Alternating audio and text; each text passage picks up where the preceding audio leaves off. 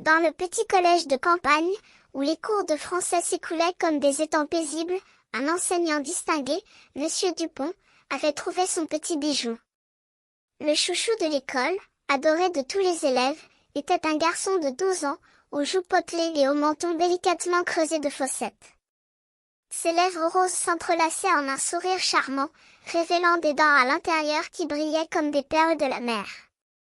Ses cheveux bouclés, très clairs, semblaient avoir été fauchés par la lumière du soleil, et ses yeux bleus, très beaux, étincelaient comme les étoiles d'un ciel nocturne.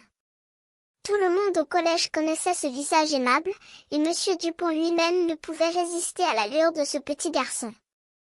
Il l'avait pris sous son aile, lui dédiant des séances de tutorat supplémentaires, des cours de français en privé, et même des sorties au parc pour discuter de littérature. C'est toi, répétait Monsieur Dupont, les yeux brillants de curiosité, chaque fois que le garçon apparut dans sa classe. Et le garçon, flatté par l'attention du professeur, répondait avec un sourire éclatant, oui, oui, oui. Les autres élèves se sentaient un peu jaloux de l'attention exclusive que Monsieur Dupont portait à ce garçon, mais ils ne pouvaient pas nier que son charme était contagieux. Les semaines passaient, et le garçon devenait de plus en plus populaire au collège. Les élèves commençaient à l'appeler le préféré de Monsieur Dupont, et les enseignants s'arrêtaient pour admirer son sourire éblouissant.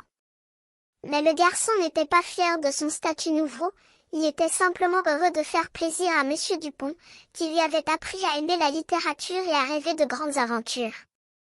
Et ainsi, dans ce petit collège de campagne, le garçon aux joues potelées et au menton à fossettes devenait le centre de l'attention, brille comme une étoile dans un ciel de papier glacé, et Monsieur Dupont, son professeur aimable, restait à ses côtés, guidant son chemin vers les sommets de la gloire littéraire.